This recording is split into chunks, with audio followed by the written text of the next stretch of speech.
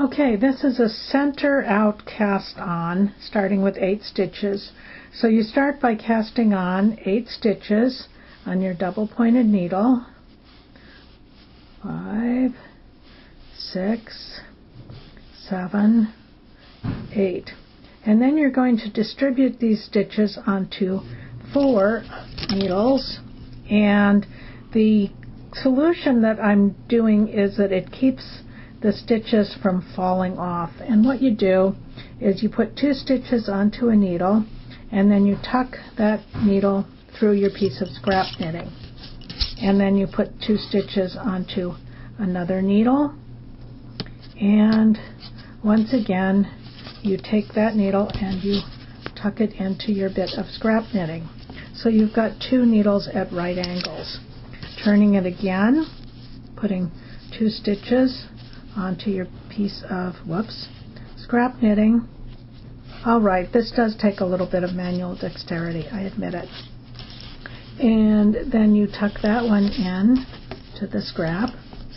And this is a good use for all those gauge pieces that everybody makes, right? Nobody makes gauge pieces? That's shocking. I'm horrified. Anyway, here we go. Tuck in the last one, and then you pick up the first one, and okay, so there's your first needle, there's your last needle with the yarn coming off of it, and you are going to start knitting. And of course, one of the things that's tricky about this is that you have to increase. So you're going to go from 2 stitches to 4 stitches on each needle. So that involves knitting in the front and the back of each stitch. So there's the first 2 stitches. And then once again we're going to knit into the front and the back. Okay, so now we've got 4 stitches on that needle, and then once again you're going to tuck that needle into the scrap knitting, and then we will turn around and we will extract this needle from the scrap knitting and bring it up where you can work on it. Get your yarn in place, and now we're going to knit.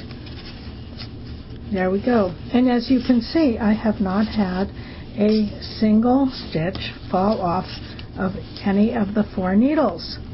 And it's not a very easy thing to do, knitting on 4 needles which only have 2 stitches each. So this is actually a practical solution, such as it is. It's a little bit confusing because you have to keep track of where you are, but if you just keep in mind that you're working at right angles, you can keep track of which is the next needle that you need to pull out of the scrap knitting, and you can find, where's the end of yarn? Yarn, where are you? Okay, here's a really common problem. You tuck the needle in and the yarn's on the wrong side of it, but as I just demonstrated, that's not too difficult to sort out. Okay, we've only got 2 more needles to work around, and knit front, knit back, there's 1 stitch, knit front, knit back, and that needle now has 4 stitches on it. Last one. Okay, so we're going to tuck this one into the scrap knitting, and then we're going to extract this one out, and here's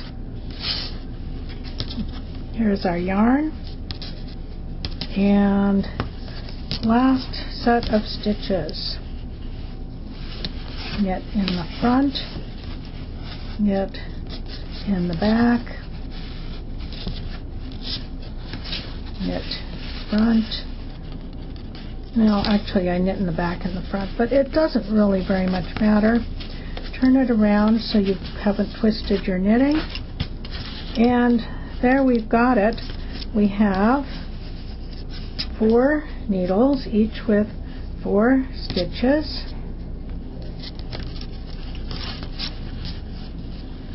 And there you go. You can actually probably at this point start knitting without the scrap wool. If you're still anxious that you might lose some stitches, you can keep using your scrap knitting for another round. And that is the technique. Thanks.